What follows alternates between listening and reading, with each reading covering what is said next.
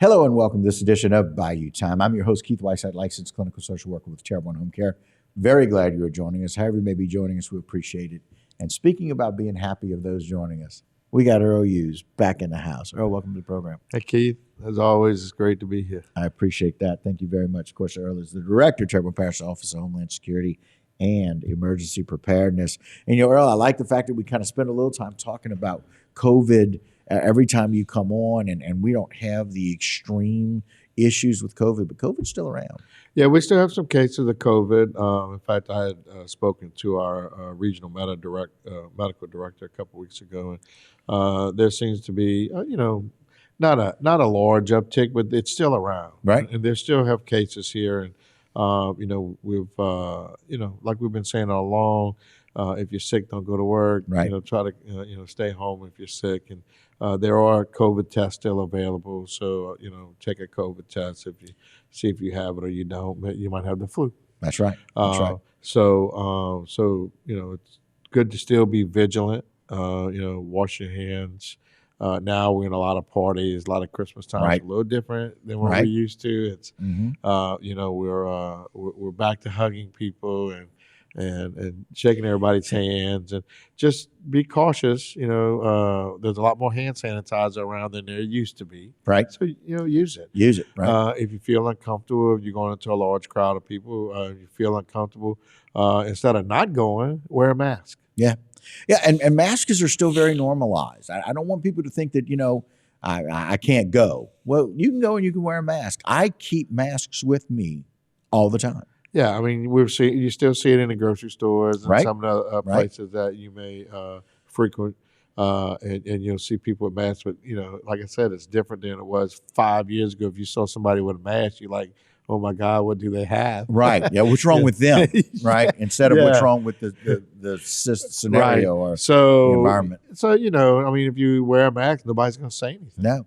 I've spent a little time in airports a little bit. I've been in our local council on aging. I've been in and out of our facilities. And there are places that, big sign, hey, we've had some people test positive for COVID. We're asking everyone that comes into the building to mask. Very Yeah. appropriate. And we've had some local facilities that had an uptick in the COVID cases, but a lot of those facilities, most of the people are vaccinated. That is correct. Okay, And so look, you bring up another good option too. People could still go get vaccinated and go get your booster. that's correct. You should. Yeah, and but what's happening is, we're seeing an uptick of people that are being diagnosed with COVID, but they're not as sick as they were when this thing started 2.5 years ago. That's right. So, and the vaccine has built up some immunity amongst these people, so that they're not having to fill up our hospitals because they're that sick. Right. It's really interesting too. In looking back at COVID, you mentioned the 2.5 years. I spoke directly with 2 different family members who lost their loved ones to COVID. And that is one of the big things to me about continuing to be vigilant and just paying COVID some respect for the lives that it changed, because there's a lot of them. Oh, there. We had quite a few deaths here in Terrebonne Parish, and throughout the state. And all 3 of these, husband and wife for one and wife for another, all 3 in Terrebonne Parish. And that's just this week. That's just the people I talked to this week. And so it's just kind of been on my mind about the fact that we're still suffering from COVID and some of the impacts and results of COVID. Yeah, and I mean, especially if you had a death in your family, you're gonna be feeling that impact for a while. But Right. We're seeing a lot of flu cases. Yes, we are. We're seeing a lot of RSV. And it's a children. difficult flu season right now. And so once again, the social distancing, washing your hands, and doing things that we were kind of doing during the COVID, the bad part of the COVID. If you do those things now, you have less chance of getting the flu or the RSV. Yeah, and it's really interesting. I kind of mentioned, in facilities and those kinds of places. My wife and I had this interesting conversation. We masked in our flights on vacation, to go to vacation. Didn't really focus so much on the way back. I think we were going to be okay if we maybe got COVID on our way back, but not on the way there. And so it's just kind of a different mindset, but it's important to think about. It's important to be Sure. able to continue to think about and plan for. I was kind of going through all of my different, I have 3 backpacks and all the different cubbies in my car, and they had 12 masks in different places. Yeah, especially like, you go plan on going to take a trip, you open up your suitcase, they got mask in it. That's right. Or, your travel bag still has mask in it. My Right. backpack still has mask in it. Right. Right. So I'm hoping we never get to the point where we all have to wear a mask again. That, right. Because it was, that was a terrible time for us with the COVID issues. But to wear a mask now, I think you ought, if you don't feel well, wear a mask if you feel uncomfortable. If Right. going to a social gathering, especially during the holidays, wear a mask. Yeah, that's exactly. There's a way to be present without having to use COVID as a reason not to be, That's correct. or the risk of COVID That's as a correct. reason not to be. And it's important to be able to find that way and connect, and that's the one thing that we talked about all the time with COVID. Wondered if we'd ever be able to shake hands again. Wondered if we'd ever be able to give people that we love a hug again. And fortunately, that if we do some good mitigation, we shouldn't be able to restrict ourselves with those things. Just be smart about it. Yeah, that's correct. I mean, that's one of the things I missed the most was being able to hug people. Yeah. You see your friends and relatives, and you just always want to give them a hug and a pat on the back. But I missed that. When during that time, and it's good that we can kind of do that again now. We like it. We used the word recovery when it came to COVID for a good 2 years or so. And now, all of a sudden, most of our discussions are about recovery or about Ida. But there's a lot of both of those things as we talk about recovery. Yeah, we still have a lot of people that are in temporary housing. We got probably approximately 2,000 families that are still in temporary housing that are going to continue to need some assistance. And the state and the local government, Terrebonne Parish government, with Parish President Gordon Dove and his staff are working diligently. Gotcha. To try to get these people out of these temporary housing, and we have case managers going, to the trailers and temporary homes and trying to assist them to get them a path forward. Right. To get out of the temporary living conditions, and the parish has got some ideas that they're working on through the Housing and Human Services Department. So I think we're going to see these trailers around probably around to the beginning of the hurricane season next year. Next year, right? Middle of next year. Middle of next year, and then I think we're still going to have some onesie twosies that are still working on a solution to get out of that temporary housing. Well, Chris Pulaski comes on pretty often with us. We talk to him about those kinds of planning and those kinds of issues. He said, we're still in the process of getting some of our buildings back in order, and those larger buildings, we're dealing with insurance and waiting on money, much like that's a larger scale version of what we do with our homes, if you will. But a lot of those buildings require so many different things and codes that have changed and what we need to do. So it's kind of difficult. It's a slow process. And I don't want people to be impatient about that, or just when they hear that 2,000 people are still in temporary housing, it's because some of the places where they would go are not that easily accessible right now. That's correct. So a lot of those were in rent houses, or they were in apartment complexes that we are still undergoing renovations. So it's until they can find a place to reside in, they're going to be in temporary housing. But and we're finding people are getting their houses back up to where they can live in them. They may not be totally renovated, but they're enough to where they can live in them, and so they're getting out of the trailers or the temporary housing, so they can kind of get some normalcy by being back in their homes. Yesterday was the 1-year anniversary of the day that we went into our temporary camper. And we did that for 5 straight months. Yeah. And my wife and I it's a natural thing to kind of do this look back, this review.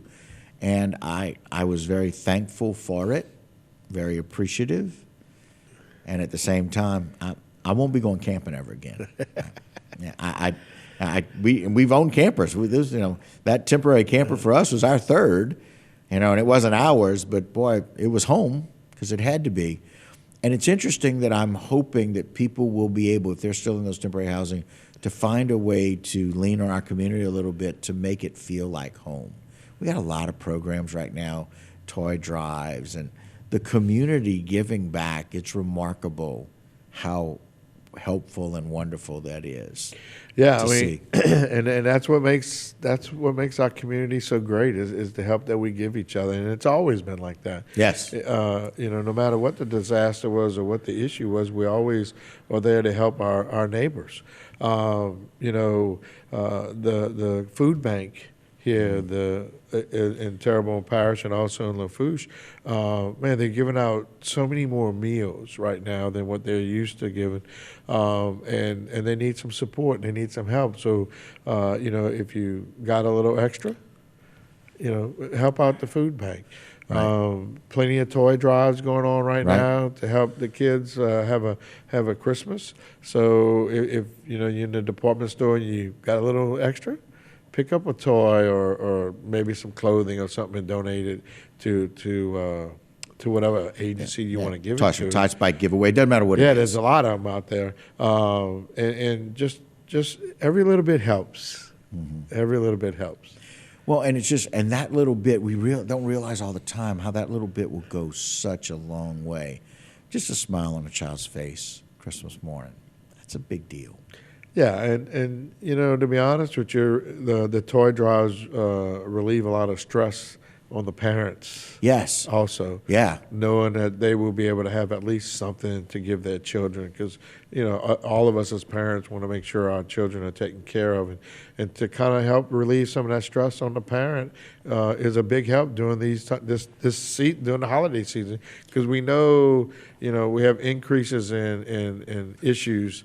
Family Supplies, issues, right. and during the holiday season, that anything that we can do to help somebody relieve some stress is worth doing. Yeah, it's really interesting. We talk about peace at this time of year. There's a lot of hymns, a lot of songs that talk about having peace. But that's a really good point, Earl, that can create, that sense of peace often comes with reduced stress. Mm-hmm. And if we can do something, being hungry. You talked about the food banks and what they do. We're always glad to have Spud and Lawrence come on and tell us about that and all the wonderful things that they're doing. But if they can remove the stress of somebody not knowing where their next meal comes from, that's a tremendous asset, both physically and mentally.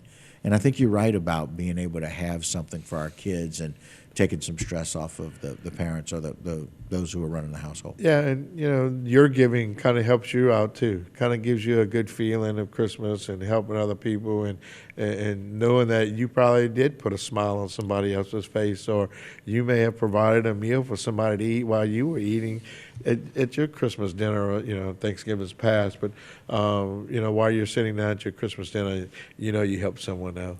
Our colleague that we spent a lot of time with, you and I spent a lot of hours on the set here with Father Todd, and so I haven't gotten a chance to talk with him or see him much. Maybe just a little shout out to Father. That we miss him. We used to have a good time when Yeah. we were all together, and I had a little phone call from him. He didn't leave a message yesterday, but so I'm going to try to reach out to him. Yeah, that might have just been you and I's, maybe God's way of saying, hey, check in on Father, see how he's doing. Exactly. And it's a really good time to be able to do that. And so while I'm thinking about that, it's important for us to kind of check in on those people that maybe need something. I've had a friend of mine who just recently lost his wife, and he's dealing with all of the things that he needs to deal with, but I just thought it was important to reach out to him every day this week, just to be able to say, hey, I'm thinking about you. We're here, there's support. It's important to be able to do that, to let people know that they're valued. Yeah, oftentimes I'll be scrolling through my phone looking for somebody's phone number, and I'll see somebody I hadn't talked to in a while.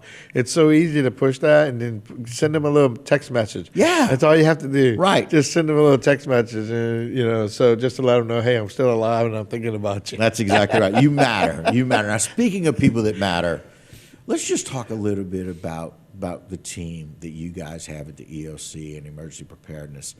Y'all do a remarkable job, and I know that there's this sigh of relief when hurricane season ends, But let's just talk about how important that team is and what they do as a group. Oh, I have a great team over there, great staff. My assistant director is Ben Walker. I have Mary LaJaunie, who's my executive secretary. I got Ashley Callahan, who does some of our mapping and GIS work, and also anything else that needs to be done. Right. And then we have Joanne Brienne, who's our transportation coordinator, who makes sure that I have bus drivers and buses to perform an evacuation if I need to, or even if it's not just an evacuation. If we have an event in town, like a tornado or Right. some other event where I got to move a lot of people. She coordinates that system for us. So I really appreciate all the work she does. But during the hurricane season, our staff is always trying to improve on how we're going to take care of our citizens here in Terrebonne Parish.